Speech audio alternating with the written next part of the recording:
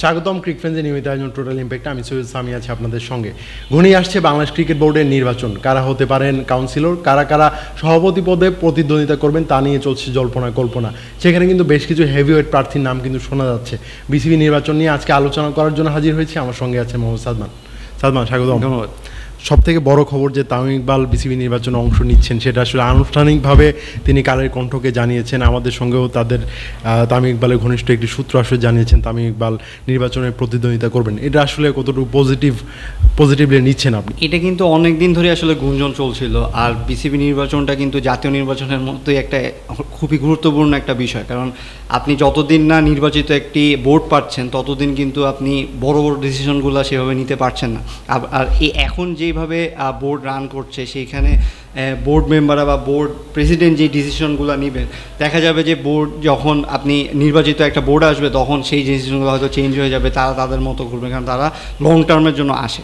এখন এই অলরেডি কিন্তু এই যে গত বছর যখন সরকার পরিবর্তন হলো, যখন ফারুক আহমেদ বোর্ড প্রেসিডেন্ট হিসেবে আসলেন, তিনি কিন্তু বেশি দিন আসলে কন্টিনিউ করতে পারেন, 9 মাস ছিলেন। তারপরে আরেকজন আমিনুল ইসলাম বুলবুল আসলেন। এখন আবার হচ্ছে আমিনুল ইসলাম বুলবুলকেই এনএসি চাচ্ছে যে তিনি হয়তো কন্টিনিউ করতে, যদি চান তাহলে কন্টিনিউ করতে পারেন। বা আমিনুল ইসলাম বুলবুলও ফার্স্টে বলেছিলেন যে তিনি অল্প সময়ের জন্য এসেছেন, কিন্তু যদি এনএসি চায় তাহলে হয়তো তিনি লং টার্মের জন্যই থাকবেন। কিন্তু আপনার নির্বাচনটা তো আসলে গুরুত্বপূর্ণ। আপনি নির্বাচন দিয়ে যদি প্রার্থী পরিচালন পরিষদ যদি না আনতে পারেন, তাহলে কিন্তু এই অল্প অল্প করে মেয়াদে কিন্তু আসলে ওইভাবে বোর্ড চালানো যাবে না। আর এখানে কিন্তু আরেকটা বড় বিষয় যে ঢাকার যে ক্লাবগুলো আছে তারা কিন্তু নিজেদের একটা প্রতিনিধি কিন্তু বোর্ডে কিন্তু চায়। এর আগে কিন্তু ঢাকার ক্লাবগুলো যে প্রতিনিধি ছিলেন, কাউন্সিলর যারা ছিলেন, তাদের মধ্যে অনেকেই কিন্তু বিদেশে পালিয়ে গেছেন, তাদেরকে কিন্তু পাচ্ছে না। সো ঢাকার ক্লাবরা কিন্তু বিসিবিতে যে একটা প্রাধান্য বিস্তার করতে পারতো, সেই সুযোগটা কিন্তু তারা হারিয়ে ফেলেছে। অ্যাডহক কমিটি যদি হয় সেক্ষেত্রে তারা আসলে সেই সুবিধা থেকে কিন্তু বঞ্চিত হবে। সো তারা কিন্তু চাইবে যে বিসিবি নির্বাচনটা সঠিক সময় হোক, তারা নিজেদের কাউন্সিলররা বোর্ডে আসুক, তারা নিজেদের দাবি দাবা, নিজেদের সুযোগ সুবিধাগুলো পর্যাপ্তভাবে, এই পথেই কিন্তু তারা কিন্তু এগোতে চাইবে। এখন তাদের মধ্যে কিন্তু আসলে তামিম ইকবাল আসলে জয়েন করতে যাচ্ছেন। তিনি কিন্তু অফিসিয়ালি বলেছেন যে তিনি আসলে পরিচালনা পরিষদে যুক্ত হবেন। এখানে কিন্তু তামিম ইকবালের সামনে 3টা সুযোগ ছিল, 3 ভাবে তিনি আসলে নির্বাচনে অংশ নিতে পারতেন। এজ এ সাবেক ক্রিকেটার হিসেবে বোর্ডে জয়েন করতে পারবেন, কাউন্সিলর হিসেবে জয়েন করতে পারবেন, তাছাড়া জাতীয় ক্রীড়া পরিষদ থেকে মনোনয়ন নিয়ে সেখান থেকে কিন্তু 2জন কাউন্সিলর কিন্তু অটোমেটিকলি বিসিবিতে, মানে ওদের পছন্দে যে কোনো 2জনকে নিযুক্ত করা যায়। সেখান থেকেও তামিম ইকবাল চাইলে কিন্তু সেটা হতে পারতেন। কিন্তু সবগুলো পথই মোটামুটি আপনার ওপেন। তিনি সাবেক ক্রিকেটারও, তিনি কিন্তু কাউন্সিলরশিপও নিচ্ছেন, তিনি 2টা ক্লাব ইনভেস্টমেন্ট আছে এবং এনএসি থ্রুতে যদি তিনি যান, সো তার জন্য কিন্তু বিষয়টা আসলে ইজি। এখন আমরা কিন্তু এটা অনেকদিন ধরে শুনছিলাম যে তামিম আসলে এটার জন্য তিনি মানে প্রস্তুত, বা তিনি তার এটা ইচ্ছা আছে বোর্ডে গিয়ে কাজ করা। কারণ আপনি দেখবেন যে যখন এই গভর্নমেন্টটা আসে, যখন আমাদের ক্রীড়া উপদেষ্টাকে নিয়োগ দেওয়া হয়, তার সাথেও কিন্তু তিনি বিসিবিতে ঘুরেছেন, তিনি কিন্তু বিসিবি সব কিছু দেখিয়েছেন, এবং তিনি বিসিবির ভিতর বাইরে সব কিছুর খবরে কিন্তু তিনি সবসময় রাখেন। তবে সব থেকে বড় বিষয় হলো ক্রিকেটারদের সঙ্গে কিন্তু তামিমের ওই যোগাযোগটা কিন্তু সবচেয়ে বেশি বেটার। আপনি জানেন যে কোয়াবের যে লাস্ট কমিটিটা ছিল, তারা কিন্তু ক্রিকেটারদের স্বার্থে কোনোভাবেই কাজ করছিল না, প্রায় একটা অচল একটা সংগঠন হয়ে গেছিল। এই সংগঠনটাকে কিন্তু পুনরুজ্জীবিত করেছেন তামিম ইকবাল। ক্রিকেটারদের সঙ্গে কথা বলেছেন, তাদেরকে মানে একটা যোগ্য নেতৃত্ব যেন আসে সেটার পথটা কিন্তু তামিম ইকবালই দেখিয়েছেন। ক্রিকেটাররাও কিন্তু তামিম ইকবালের কাছে কোনো একটা সুযোগ সুবিধার কথা বা কোনো একটা তারা একটা বিপদে পড়েছেন, সেই ক্ষেত্রে যদি তামিম ইকবালের কাছে যান, সেক্ষেত্রে তারা কিন্তু ভালো একটা অ্যাডভাইস কিন্তু পান। তামিম ইকবাল যদি বোর্ডে আসেন, তাহলে আমার মনে হয় যে ক্রিকেটাররা যারা রানিং ক্রিকেটার আছেন তারাই সবচেয়ে বেশি আসলে সুবিধাটা পাবে। এখন আসলে বোর্ডে আসলে তো আমরা দেখছি যে অনেক আসলে চেঞ্জ হয়ে যায়, অনেক কিছুই চেঞ্জ হয়ে যায়। আপনার ভাবমূর্তি যেটা থাকে সেটা আসলে বোর্ডের চেয়ারে বসলে দেখা যায় যে আমরা এগুলোর প্রমাণ কিন্তু অলরেডি অনেকবারই পেয়েছি। এখন তামিম ইকবালের সাথে এখন সম্পর্ক খুবই ভালো, সবার সাথে খুব ভালো, কিন্তু আপনি যখন একটা চেয়ারে বসবেন তখন আসলে সব কিছু কি আপনি ওইভাবে করতে পারেন নাকি, সেটাই সবচেয়ে বড় চ্যালেঞ্জ। আর আরেকটা জিনিস আসলে মানে ফারুক আহমেদের ক্ষেত্রে যে জিনিসটা ঘটেছে, ফারুক আহমেদকে কিন্তু লক্ষ্যবস্তু করা হয়েছে, তাকে নিয়ে অনেক নেগেটিভ রিপোর্ট আসছে।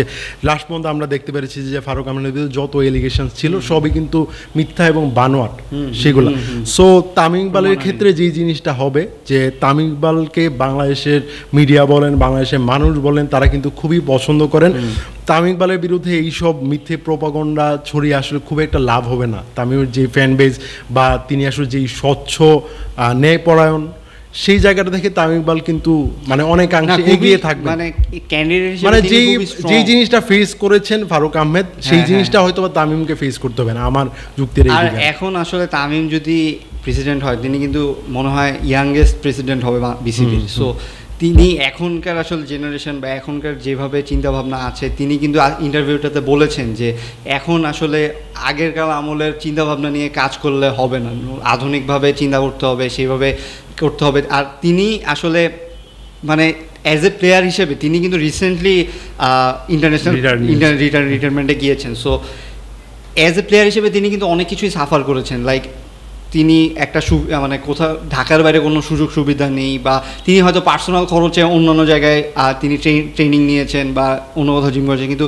বোর্ডে মানে নর্মাল প্লেয়ারদের জন্য যেই সুযোগ সুবিধাগুলো থাকা দরকার সেগুলো কিন্তু নেই। এবং তিনি কিন্তু সেগুলো নিয়েই চিন্তাভাবনা করছেন যে তিনি যদি আসেন তাহলে সেইভাবে চিন্তা করবেন যে এই জিনিসগুলো করা যায় নাকি।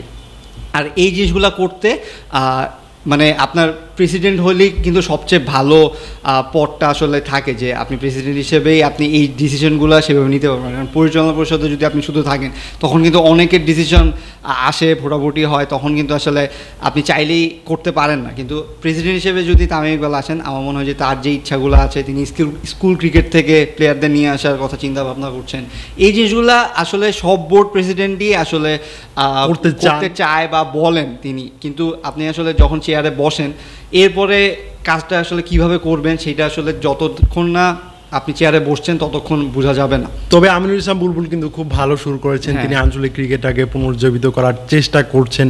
তার যতটুকু কাজ এখন পর্যন্ত হয়েছে কোনো নেগেটিভ ইম্প্যাক্ট আসলে নেই, একটা পজিটিভ একটা ভাইবি আসলে তৈরি করছেন। এই কারণে এনএসসি চাচ্ছে তাকে আসলে রেখে দেওয়ার জন্য।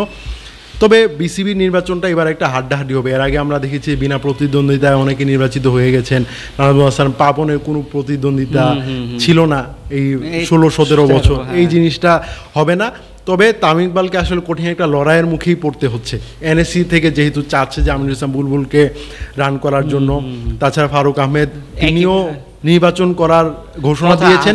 তবে এখন আসলে একটা গুঞ্জন চলছে তামিম ইকবাল এবং ফারুক আহমেদ তারা একটা প্যানেল করে নির্বাচন করেন কিনা, এটা আসলে দেখার বিষয়। একটা বড় বিষয় কিন্তু আছে যে মাহবুবা নাম তিনি বলছেন তিনি এবার নির্বাচন করবেন। তিনি তো ঢাকার ক্লাবগুলো কিন্তু এখন পর্যন্ত তাকে পুশ করছে, তাকে চাচ্ছে। সো এই বিষয়টা না, যতদিন মাহবুবা নাম আসলে বোর্ডে ছিলেন, তিনি এত বছর ধরে এই বোর্ডের সাথে যুক্ত, সবাই কিন্তু ভাবছিলেন যে তিনি প্রেসিডেন্ট হওয়ার জন্যই কিন্তু লড়বেন।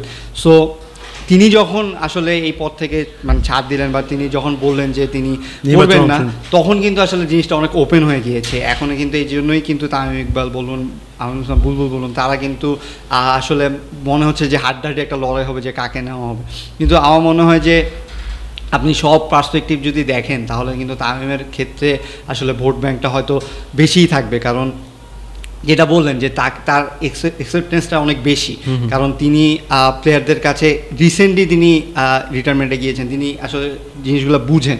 আর তিনি যেভাবে ক্রিকেট নিয়ে চিন্তা করেন, যেভাবে ক্রিকেটের সাথে ইনভলভ থাকেন, আমার মনে হয় তিনি বুঝে শুনেই আসলে মাঠে নামছেন, ভোটের লড়াইয়ে নামছেন। এবং আমার মনে হয় যে যদি ফেয়ার একটা ইলেকশন হয় তাহলে হয়তো তার সম্ভাবনাটাই বেশি থাকবে যে অবশ্যই তিনি আসলে পরিচালনায় আসতে হবে, পরিচালক পদে আসতে হবে, এরপরে পরিচালকরা ডিসিশন নেবে যে কি। কিন্তু তিনি যদি পরিচালক পরিষদে আসেন তখন দেখা যাবে যে হয়তো তিনি যদি দাঁড়াতে চান তাহলে তার ওই গাছটা আছে যে তিনি প্রেসিডেন্ট হয়ে এরপরে বোর্ডটা চালাবেন।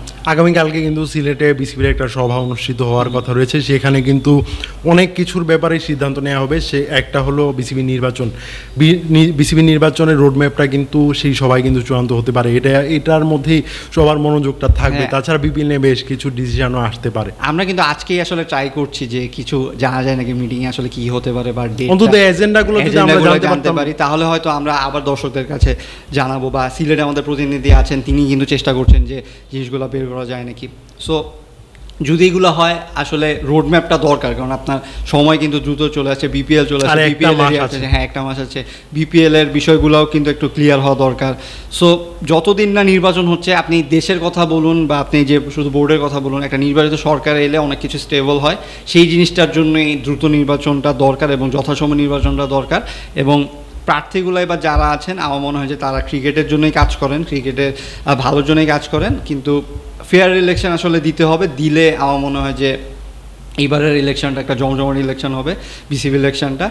সো দেখা যাক সময়টা কী হয়, আর অফিসিয়ালি যদি আমরা জানতে পারি যে কবে ডেট দেওয়া হচ্ছে বা রোড ম্যাপটা কী, সেটা তো অবশ্যই আমরা দর্শকদের জানাবো। ধন্যবাদ সাদমান আমাকে সময় দেওয়ার জন্য। ধন্যবাদ দর্শক, ক্রিক ফ্রেন্ডের নিয়মিত আয়োজনে আমাদের সঙ্গে থাকার জন্য ধন্যবাদ। পরবর্তী কোনো পর্বে অন্য কোনো বিষয় নিয়ে আবার কথা বলবো, সেই পর্যন্ত আমাদের সঙ্গে থাকুন।